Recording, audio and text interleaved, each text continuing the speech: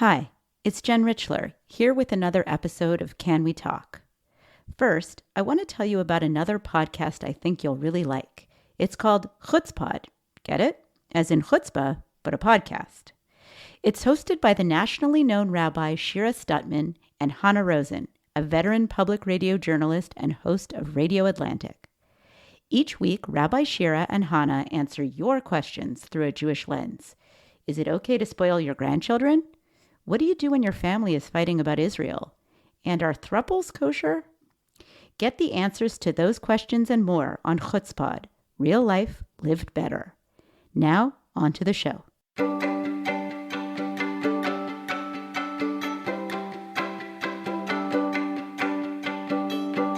Welcome back to Can We Talk, the podcast of the Jewish Women's Archive, where gender, history, and Jewish culture meet. Queridos amigos, venidos en bonhora, qué alegría de toparmos todos aquí. Estoy viendo. That's Liliana Benveniste on her Ladino talk show Encontros de Alhad, or Sunday Meetings. Every week for the past 3 years, viewers from all over the world have tuned in to the live stream to hear conversations about Ladino in Ladino. Buenos días. Buenas tardes y buenas noches a todos vosotros que vinís aquí de todas bandas del mundo. Ladino, or Judeo-Spanish, was the language spoken by Sephardic Jews who lived in Spain and Portugal. When Jews were expelled from those countries in 1492, they took their language with them as they migrated to places like Turkey, Greece, and North Africa, and their Ladino was influenced by the native languages of their new homes. At its peak, Ladino had several 100,000 native speakers worldwide. The language started to decline at the turn of the 20th century as people started emigrating. But the real turning point was the Holocaust, when the Nazis destroyed most Ladino-speaking communities. Today, there are barely 60,000 native speakers, a number low enough to make Ladino a UNESCO endangered language. But in the past few years, Ladino has been making a comeback. There have always been communities of Ladino speakers, including a virtual one called Ladino Comunità, an online discussion group started in 1999 that has 1,500 members. But what really jump-started Ladino's resurgence was the COVID pandemic, when people were stuck at home looking for things to do and people to connect with. Hundreds of people joined online classes in Ladino conversation, language for heritage learners, and Solitreo, the Sephardic Hebrew script used to write in Ladino. The sudden enthusiasm got the attention of people working to promote Ladino, like Hannah Pressman. If there's hundreds of people clamoring to take a 1-hour Zoom class on a Tuesday night, like that to me doesn't sound like a dying language. That sounds like that there's a community of people who are connected and who are engaged and who are motivated to keep learning. In this episode of Can We Talk, we're exploring Ladino's comeback among young Jews in the U.S. We'll hear more from Hannah Pressman about the reasons for the recent surge in interest, her own reasons for learning Ladino, and her favorite Ladino saying. But first, we'll hear from 2 Ladino enthusiasts about why they were drawn to the language. My name is Naomi Spector, and I live in Boston, Massachusetts. I am a Jewish teacher and an herbalist, and I am 34 years old. I am half Sephardi and half Ashkenazi. My mother's family, that's my Sephardi side, are among the Sephardi Jews who actually remained in Spain after the expulsion of the Jews in 1492. And they stayed and they converted to Catholicism. But they continued to secretly practice Judaism in spite of the danger. I've been studying Ladino informally for the past 4 or 5 years, more or less, as part of my research, because I'm very interested in Jewish plant traditions and how my ancestors healed themselves with plants and the folk remedies and traditions that they enjoyed involving different forms of plants. And through that work and through that research, I became really interested in Ladino. And I actually started reading and researching Sephardi folk remedies and even translating them with the help of my mother from Ladino to English. I'm curious if you have any thoughts about why there's been this renewed interest in Ladino? I think that there is a growing interest among young people in reclaiming our ancestral folk traditions, right? And especially in the aspects of Judaism that have to do with the home and with the customs and the traditions of ordinary people in their homes, right? As opposed to just like the more synagogue oriented or the more like official knowledge that is more often transmitted. So everything from like folk magic spells or folk protection and amulets to food and herbalism and medicine and stories and songs and folk sayings. Like there's so much culture and so many values that are passed down through those things. Naomi recently started a Ladino club that meets in person once a month. So far, it's been mostly people in their 20s and 30s, both Sephardic and Ashkenazi Jews, and also some non-Jews who are curious about the language. One or two of us will bring a text or something to share, or a song. We all have a lot of knowledge, but we don't all have the same knowledge, and so we're able to learn from each other. So we've learned a few Sephardi folk songs. I actually sang a couple, and then we read the lyrics together and discussed those. Could I put you completely on the spot and have you sing a line or a verse of a Ladino folk song? Sure, I'd be honored. Okay, so this is The Rose Blooms. La rosa enflorece en el mes de mayo. Mi alma se oscurece, sufriendo del amor. Mi alma se oscurece, sufriendo del amor. Los bilbilicos cantan, suspiran del amor, y la pasión me mata, mushigo a mi dolor.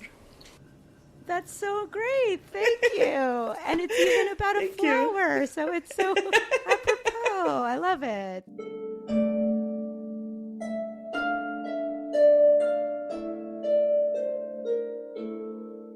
My name is Nesi Altaras, and I'm a PhD student at Stanford, focused on the history of Jews in the Ottoman Empire, mostly in the 19th and 20th centuries.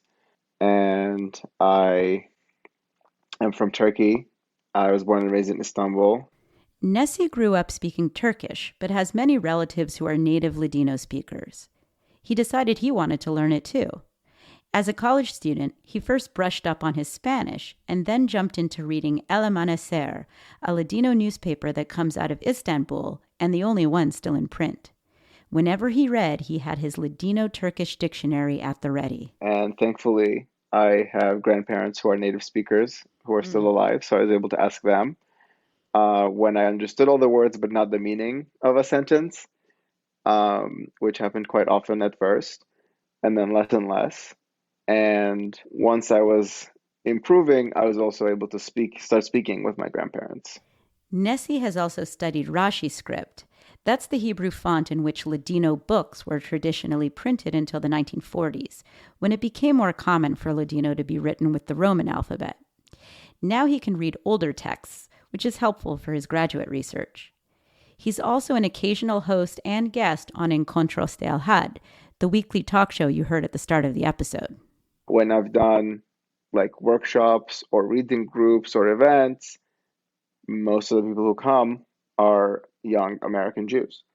Not all of whom are Sephardic. Some of them are. A lot of people who identify as trans or non-binary. So there's definitely been a lot of times where we've had to think about non-gendered versions of the language. Generally, I would say it is people who want an alternative way to engage with their Jewish identity, something that is, not the average way to be Jewish is to speak Ladino, to learn Ladino. It's far out of the mainstream of U.S. Jewish life. Um, and I think that has been something of a draw for a lot of people. Some people talk about what's happening with Ladino as a revival. Nesi doesn't like that word because it suggests Ladino is on the brink of death. I think Ladino has a life already. It still lives in its sayings and its food words and swear words. But by incorporating more and more domains, more and more areas of life, we could revivify it in different areas. So it's not that we're pulling back the language from death, but it's that we're putting it into new places. And I think that's a less hopeless way of thinking about language because realistically, there will never be a critical mass of Jews who speak Ladino at home ever again. That's not in the cards, and that's okay. We can use the language in new ways.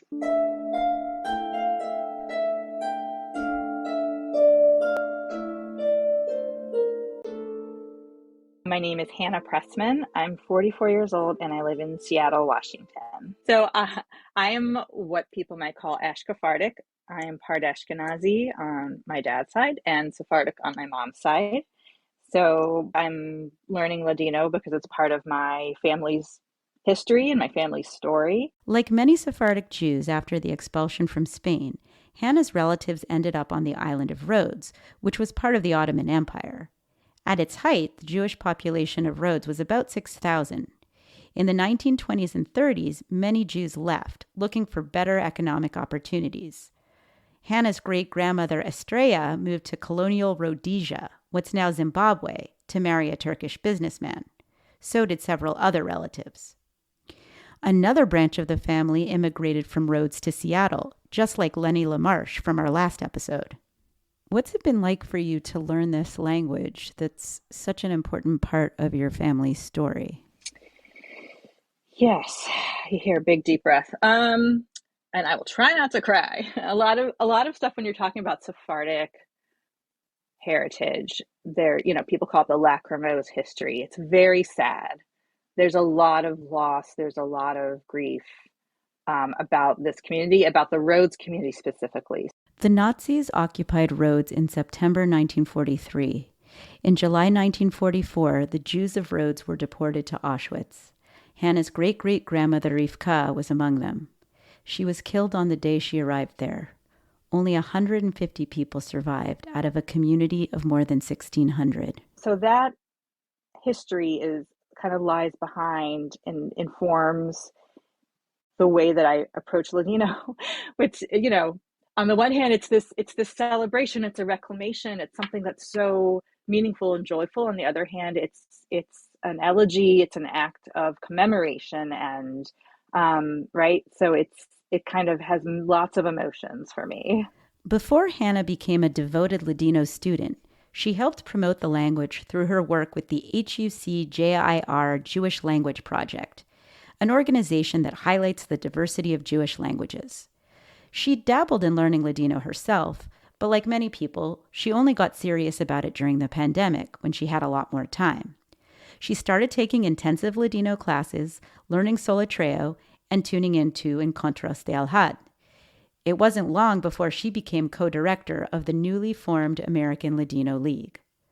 Lots of other things started happening in the Ladino world at around the same time, including intergenerational conversation clubs meeting up everywhere from Los Angeles to Palm Beach, Florida. What's really exciting is that there's a new group of high school clubs called Bivas. They have clubs around the country and they're growing in numbers, and they just had a Shabbaton to get together, learn Ladino songs, and learn about Sephardic culture all together. And this is, the next generation, that's so crucial if you're talking about language transmission. We're also seeing an increased interest in academic Ladino studies.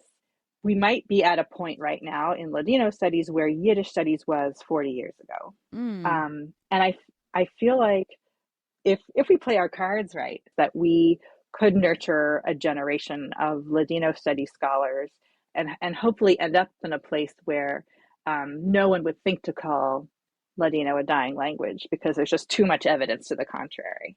People get really hung up on the numbers How many native speakers are there? How many, how many people are fluent, like in the US, globally? Like, give us numbers, give us statistics. And the numbers are one measure, but it's not the whole story.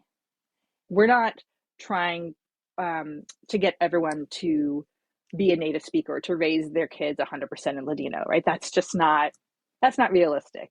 But what is realistic is to say that, anyone is a potential speaker of Ladino.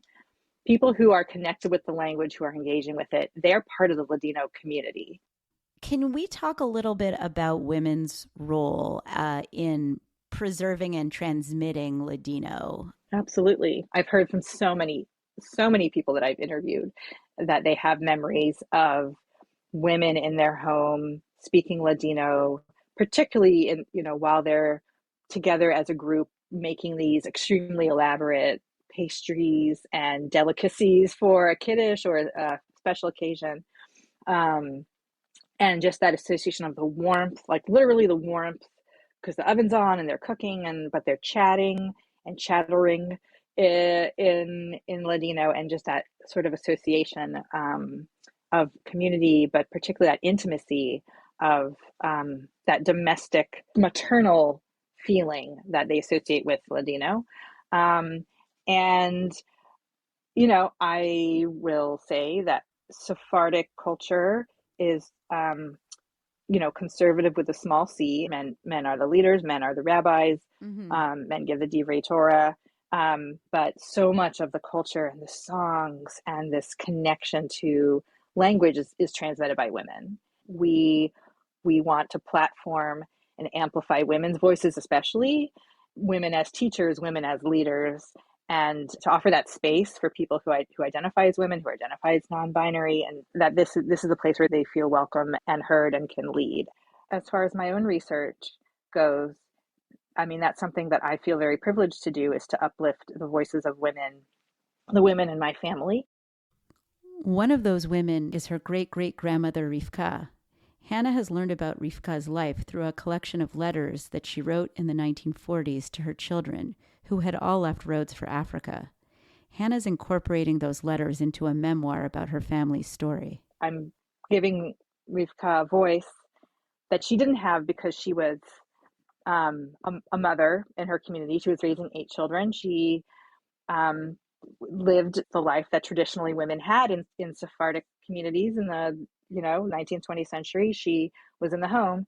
I want her and other Sephardic women who have been marginalized intentionally or unintentionally in their own communities.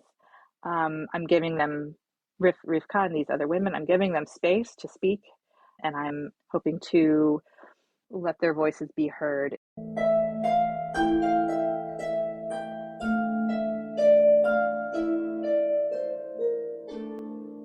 Ladino is known for its colorful sayings, or refranes, so I asked Naomi, Nesi, and Hannah for their favorites. Al ajo que se le vaya. That means, may it go to the garlic.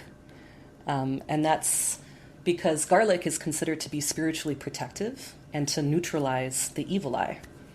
Like, may any negative energy go to the garlic and be absorbed and neutralized by the garlic. Se levantaron los pepinos y aharva el bahchivan. That means the cucumbers rose up and they beat up the gardener. So this saying means that people who don't know stuff are telling the people who know stuff how to do it. So if I was trying to teach my grandmother how to make the food that she usually makes, she would tell me, like, you could even just say the first part, se levantaron los pepinos, or like the cucumbers have risen up. Segun el tiempo, se abolta la vela. And for one thing, I just love the sort of internal poetry of that. It just has a nice rhythm. Segun el tiempo, se abolta la vela. And what it means is, according to the weather, shift your sail. And there are a couple of reasons why I love that one. First is just, I like that it's ocean themed. And so much of Sephardic history is about these journeys by boat from one place to another, whether they're fleeing or immigrating or chasing a new opportunity in another place, right? And then also the sort of more existential aspect of this expression, right? Shift your sail according to the weather. Like, we have to be adaptable. I find that very applicable, particularly when we're thinking about these strategies for Ladino in the 21st century. There's challenges facing the language. On the other hand, every challenge is an opportunity, and we can shift our sail. And I feel very privileged to be on the boat, so to speak, and being involved in these different initiatives to help build community and help preserve the language. I mean, this language means so much to so many people. So if I can do a little bit to carry it forward into the future, I'm very happy.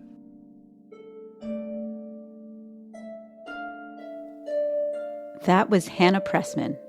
You also heard from Naomi Spector and Nesi Altaras. Special thanks to Brian Kirshen and Rachel Amato Bortnick, co-directors of the American Ladino League, for answering my many questions. You can learn more about the American Ladino League at americanladinoleague.org. And if you're interested in learning Ladino or learning about Ladino, there are links to lots of great resources in our show notes at jwa.org/canwetalk. There, you can also see a copy of a letter Hannah's great-great-grandmother Rivka sent to her children. And for even more Ladino, check out our Ode to Ladino episode about one woman's mission to keep Ladino alive in Turkey. Thank you for joining us for Can We Talk, the podcast of the Jewish Women's Archive. Our team includes Nahani Rouse and Judith Rosenbaum. Our theme music is by Girls in Trouble. You're now listening to La Rosa en Florece, arranged for the harp by Barbara Ann Fackler. You can find us at jwa.org/canwetalk or on your favorite podcast app. And you can sign up to get our monthly newsletter at jwa.org/signup. I'm Jen Richler. Until next time.